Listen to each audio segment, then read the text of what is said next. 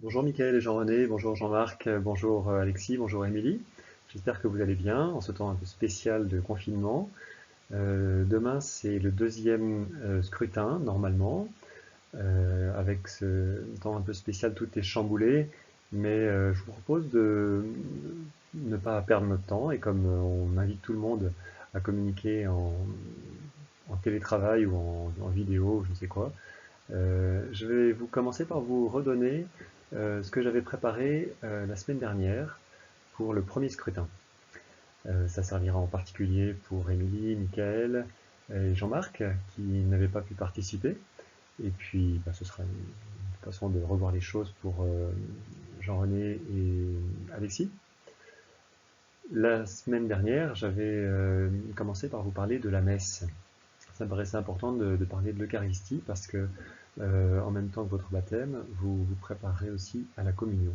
Si vous vous y sentez prêt, voilà, si cette démarche vous convient, enfin, si le moment est venu pour vous, mais ce serait dans la logique des choses. Alors, quelques mots rapides, je ne vais pas rentrer dans tous les détails de la semaine dernière, mais je vais simplement reparcourir le diaporama que j'avais proposé. Un diaporama sur la messe. La messe, on appelle ça aussi la célébration eucharistique, le repas du Seigneur ou la fraction du pain dans la Bible, la Sainte Seine, la Divine Liturgie dans les cultes protestants ou orthodoxes. Et les diapositives qu'on va parcourir, les premières ce sont les références bibliques, les fruits de la messe, le déroulement de la messe, que vous connaissez un peu, bien même déjà, mais qu'on va reparcourir. Un petit zoom sur la consécration et la communion, et puis quelques mots sur la présence réelle. Alors, les références bibliques, on ne va pas rentrer dans le détail, mais j'en donne deux principales sur la messe. La première référence biblique, c'est la scène, l'institution de l'Eucharistie. Au cours de son dernier repas, Jésus a pris du pain, il a dit « Ceci est mon corps », il a pris du vin en disant « Ceci est mon sang », et la messe est née de là. C'est des textes à reprendre, ils sont dans les trois évangiles qu'on appelle synoptiques, Matthieu, Marc, Luc, et puis dans l'évangile de Saint Jean, il y a la deuxième référence, il n'y a pas le récit où Jésus prend le pain et le vin en disant « Ceci est mon corps, ceci est mon sang », mais il a un texte qui est très important, qui est le discours sur le pain de vie, au chapitre 6. Après la multiplication des pains, Jésus dit « Je suis le pain vivant. Prenez-moi, prenez et mangez. Celui qui mange ma chair et boit mon sang demeure en moi et moi je demeure en lui. » Donc, chapitre 6 de Saint Jean, c'est aussi un texte à reprendre qui est très important et très éclairant sur l'Eucharistie. Je ne passe à la diapositive suivante. Voilà, Jésus, en tout cas, à travers ces deux textes, nous montre bien qu'il veut se donner à nous en nourriture. Quand il dit prenez, mangez, prenez, il prend du pain en disant prenez et mangez, ceci est mon corps. Il veut nous donner à manger, et il veut nous donner à manger lui-même. Quand il dit je suis le pain de vie, celui qui me mange à la vie éternelle, ça montre bien qu'il veut qu'on communie à lui.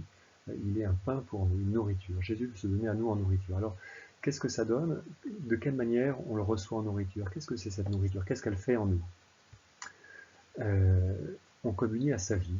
Il veut qu'on communie à lui, à sa vie, à sa force, à son amour, à sa miséricorde, à son pardon aussi, parce que sa vie, ce sera la vie qu'il donnera sur la croix pour nous, en disant Père, pardonne-leur, ils ne savent pas ce qu'ils font. Il veut qu'on communie à sa vie plus forte que la mort aussi, c'est important. Sur la croix, il a donné sa vie pour être victorieux de la mort pour nous. On communie à sa vie plus forte que la mort dans la communion. Et puis communier à sa vie divine, puisqu'il est Dieu fait homme, en communion à Jésus, on communie à Dieu lui-même. Voilà, trois petits points, on pourrait dire d'autres choses encore. Dans le partage la semaine dernière, on disait, on communie aussi pour former un seul corps. Hein, on est l'Église qui communie, qui sommes en communion les uns avec les autres par Jésus. C'est vrai, c'est important aussi. Le déroulement de la messe. Rapidement, hein, vous savez qu'il y a 4 parties pour la messe. La première partie, c'est le temps de l'accueil, la liturgie de la parole, la liturgie de l'Eucharistie et le temps de l'envoi.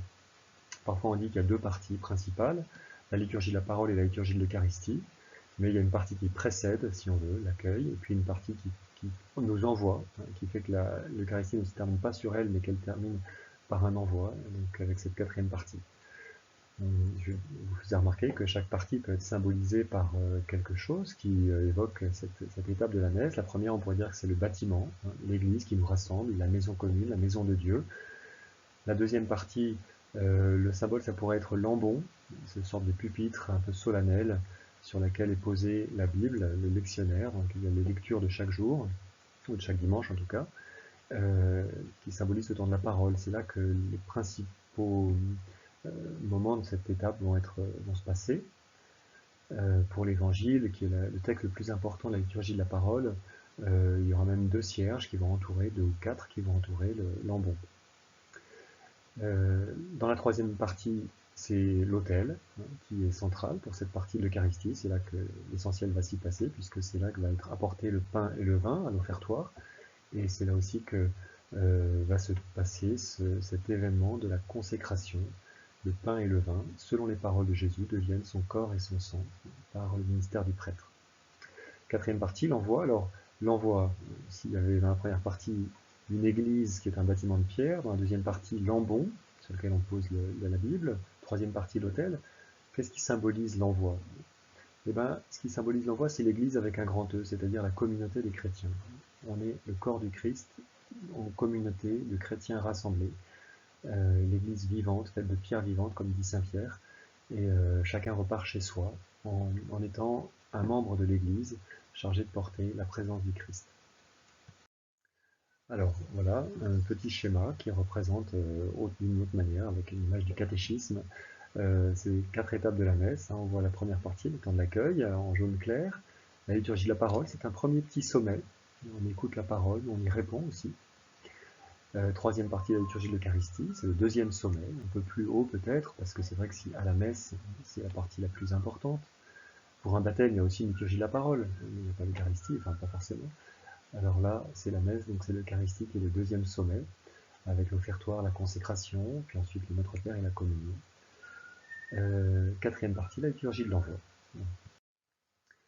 J'ai donné dimanche dernier à ceux qui étaient là un petit feuillet qui reprend ces 4 parties et tous les dialogues, je pourrais le donner à ceux qui n'étaient pas là. Alors, étape suivante, la consécration.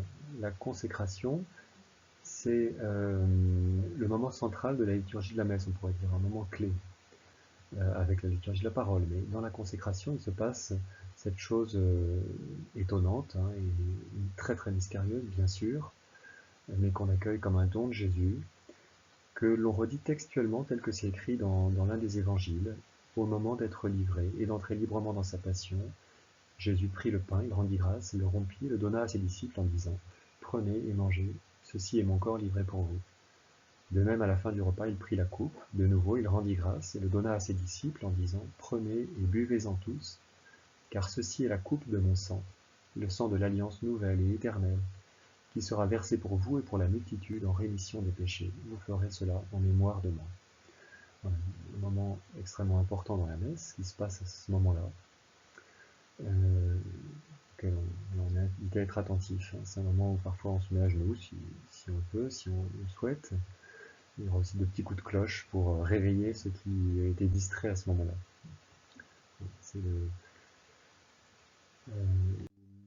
On se prépare à la communion. On se passe ce qui va permettre la communion. Alors la communion, dimanche dernier, ça m'a paru important de vous donner quelques repères sur la façon de communier, parce que vous allez vous préparer donc au baptême et donc à recevoir le corps du Christ, Jésus, qui est donné à tous les chrétiens qui s'y sont préparés. Et pour bien faire ce geste, j'ai donné 5 repères. Alors, d'abord commencer par un geste de respect. Quand on s'approche de celui qui porte la coupe avec les hosties, on peut faire une inclination. C'est je crois qu'il y a la possibilité de faire un petit truc, écran, pointeur, pointeur laser. Voilà. Un petit geste d'inclination, ou bien une genuflexion. On met un genou à terre. C'est une façon de dire, je sais ce que je me prépare à recevoir, je sais ce qui va se passer, et je respecte profondément celui que je vais recevoir dans ce pain, c'est Jésus. Deuxième point, on s'approche en présentant ses mains. Jusque-là, vous aviez les bras croisés sur la poitrine, en signe que vous n'étiez pas encore préparé à recevoir la communion. Là, vous vous approchez. Alors, si vous avez communion en main, vous présentez vos mains. Si vous allez communier dans la bouche, à ce moment, vous ne présentez pas vos mains, au contraire, vous les laissez plutôt en bas.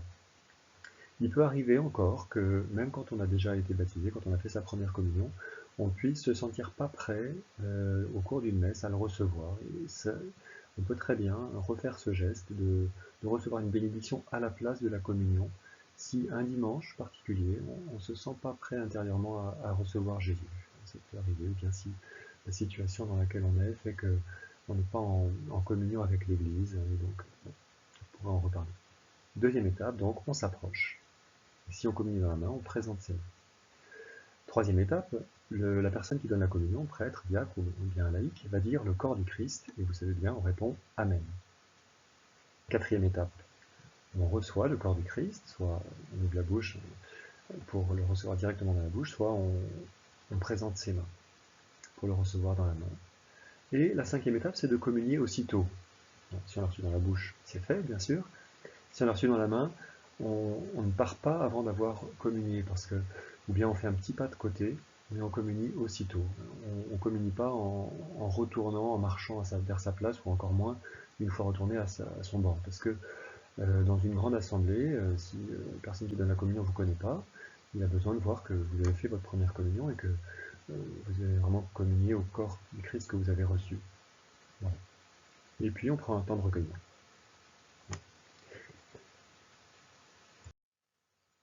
Dernière diapositive sur la communion, sur l'Eucharistie, c'est la présence réelle. Dans ce pain devenu le corps du Christ, eh bien, il y a la présence de Jésus. Jésus est là, et à la fin de la messe, quand il reste des hosties, elles sont placées dans le tabernacle. Le tabernacle, c'est cette petite porte qu'il y a dans à peu près toutes les églises, à côté de laquelle il y a une lumière rouge. Elle est fermée à clé, soigneusement, et dans ce petit placard, si on veut, dans cette petite maison, dans ce petit temple, on pourrait même dire, eh bien, il y a la présence de Jésus. Dans l'Église, on y respecte profondément la présence des hosties qui sont le corps du Christ. Deuxième point, l'adoration eucharistique. Parfois, on garde de côté une hostie qu'on peut placer dans un ostensoir, c'est cet objet doré en forme de soleil, et dans cet ostensoir, on met une hostie qui est le corps du Christ, qui est Jésus, pour prendre un temps pour l'adorer. Alors, bien sûr, l'hostie, elle est faite pour être communiée, pour être reçue en communion, mais puisque c'est Jésus, on peut l'adorer aussi. Il y a un auteur qui dit, un auteur ancien, qui dit « Celui que tu vas recevoir, adore-le, et celui que tu as adoré, reçois-le. » Les deux vont ensemble et se complètent. Et puis, troisième étape que j'ai mis, c'est que cette présence réelle, elle est en nous une fois qu'on a communié, et Jésus nous envoie être porteur de sa présence partout où nous allons, dans notre vie quotidienne. Voilà.